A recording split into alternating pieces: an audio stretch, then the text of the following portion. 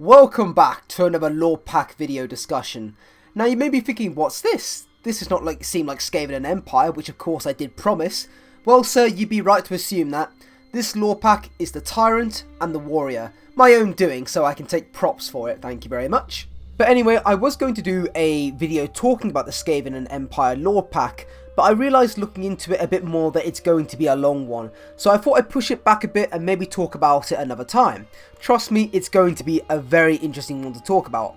However, for today, we are talking about the Tyrant and the Warrior. This one I did see mentioned on the forums, but it got kind of swept under the rug and everyone pretty much really ignored it. So I really feel like it needs a spotlight, and the reason I think this is that because if we're not getting cross-game lore packs or old world lore packs, we need to go back to the rules of it being only new world races. And this is where we get a lore pack between the Dark Elves and the Lizard Men, which is friendly since both races have missing units, both races fight each other, and these races are both in the New World, which fits with CA's current theme of lore packs for the second game. But without further ado, let's start with the Dark Elves. One Dark Elf Lord that if we do not get at some point, there will be riots, I can almost guarantee that, is Malice Darkblade. This guy's got so much fucking lore in 5 fucking novels that it's hard to know where to start. But this Dark Elf Lord has an obese demon inside of him. You understand what I mean if you know what happens in the end times to his mount. But basically, Malice Darkblade was a bastard who wanted to get more power, and it ended up with him getting a demon possessing him. And basically from there, it resulted in him having to do a quest to rid himself of this demon by collecting 5 artifacts. There's my 1 hour lore video for you guys. Okay, that's my equivalent of a lore video. But to be honest, Malice Darkblade's lore is so vast that talking about it could take ages, so we won't dive too much into it. Only when it's actually necessary. So let's talk about starting locations. So this is where it starts to get a little bit iffy since it depends on which timeline you take Malice Darkblade from.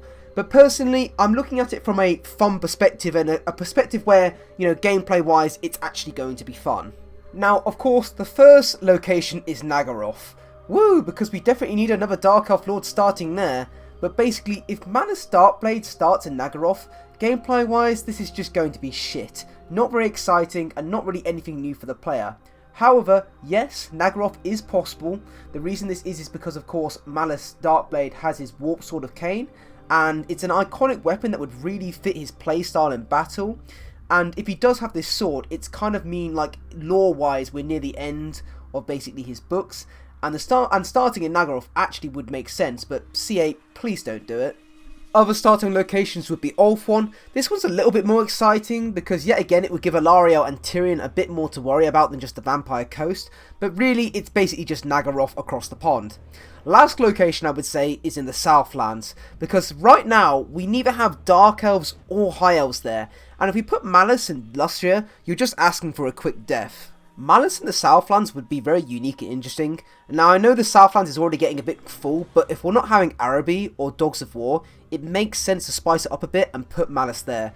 I could see him either being by the Lands of Assassins or by the Gulf of Medes. CA could make up some bollocks about how he needs to collect one of his artifacts there, which would be part of his gameplay, collecting the artifacts all over the world.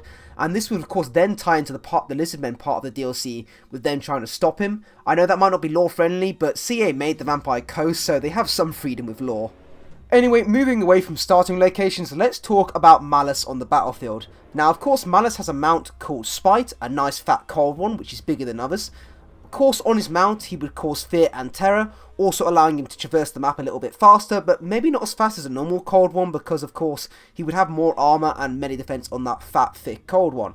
Looking at the tabletop, Spite does not suffer from stupidity, which is also basically Rampage in Total War, which would actually be quite a nice little buff to him, or not a buff, but more just like, you know, making him, well, it's stupid if your Lord Rampage is out of control for no fucking reason, basically. I'm not too sure where Malice would fit into the Dark Elves Lord roster. We already have casters and duelist, so maybe Malice could fit a better low-kill Fellheart role, a bit more expensive, but perhaps more useful when it comes to having better stats, and of course, being a duelist, Malice would have high armor, and have the usual abilities that most, you know, lords would get. But of course, one of his abilities is Zarkon, which is where he chooses to take a potion that makes Malice sleep and allows the demon to take control. When this happens, Malice gains Frenzy. basically Rampage with buffs. These buffs translated into Total War Warhammer would be better melee attack, better armor, and better melee defense.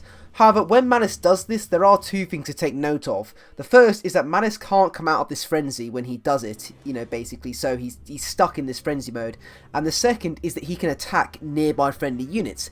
Now, I can get past the not coming out of Rampage, since yes, it's annoying, but it's fair if the buffs he gets are really good. Like, basically if he's tanking a lot of damage and putting out a lot of damage, then it seems fair that he gets like a Rampage mechanic.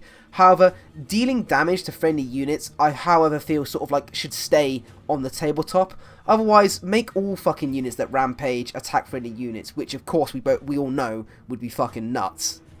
Moving on to Malice Darkblade's items, this is where it gets a bit interesting, because once again, it depends on what items CA give him. Because some artifacts have abilities like the Octagon of Pran, which gives him magic resistance, but this is not in his tabletop rules, but this could be in his campaign. However, one that is the Warp Sword of Cain. This basically translated into Total War Warhammer would be increasing his armor piercing damage and melee attack, making him really good against single entities, possibly for a limited time with a cooldown. Okay, we're moving away from Malice Darkblade because he's already taken up enough of this video. Let's talk about Dark Elf units. There are not too many iconic ones left, but there are a few heroes and minor units that are still to be added. And the first is the Scourge Runner Chariot, which is basically a chariot with a Reaper Bolt thrower on the back. Now, maybe it's just me, but the Cold One chariots feel shit in Total War Warhammer, so maybe having the Scourge Runner could be a bit more expensive on that, so sort of being a better chariot, while still, of course, having the benefit of having a Reaper Bolt thrower. Now, of course, the chariot would not have the multi-shot like the normal Reaper Bolt throwers, but I think it would be a nice addition since it could perhaps get us used to the chariots that Ogre Kingdoms have, with their massive cannons riding around, and it might give CA some idea about how they play. Of course, let's hope it's going to be better than a Luminarch. The next unit I'm going to talk about is the Rack Medusa, which will lead on to the Blood Rack Shrine, but basically the Rack Medusa is a creature where if you gaze at it, you bleed to death from every orifice. Sounds kind of cool. But basically in the tabletop, this is represented as a shooting attack, whereby every nearby model takes impact hits, which is basically like, guaranteed hits anyway. But the Medusa also has shit leadership, like worse than goblins, which is saying something. So it also has frenzy, so it can be duked around quite a bit, and to be fair, it sounds like a really shit unit. So if we were to make it work, perhaps the shooting attack needs to actually be a ranged attack, maybe like a bit of a missile cavalry sort of role, missile monstrous infantry kind of role, which could be really cool and unique. And the leadership would need to tie into something else that I'm about to talk about, which of course is about like a Beastmasters sort of thing, but we'll talk about that very, very soon. And lastly, Frenzy would need to give buffs, okay, because basically this thing has no armor, so it's going to be killed pretty much by any archer fire or shit spearman units.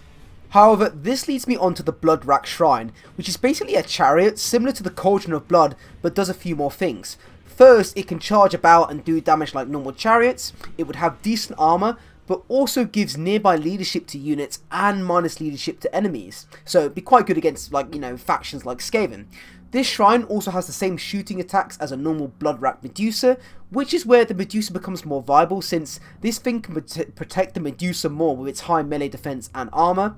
Lastly, I wanted to mention and talk about a Beastmaster because these guys basically buff nearby units attacks, which in Total War is basically melee attack. But if you also buff the armor or melee defense of nearby monsters, this could make a lot more Dark Elf monsters like the Medusa or the Carabus more viable, which I think could be really useful because at the moment in Dark Elves in multiplayer all we see is just spam cavalry, so it'd be really nice to see more monsters a bit more viable with, like, Beastmasters nearby buffing them up. Okay, enough about Dark Elves, let's move on to the Great White Lizard Gorok. Emerging from his spawning pool of Itza, he was 3 times bigger than any other Saurus and pure albino, which is just so damn cool, and the Slan basically got hard from seeing him.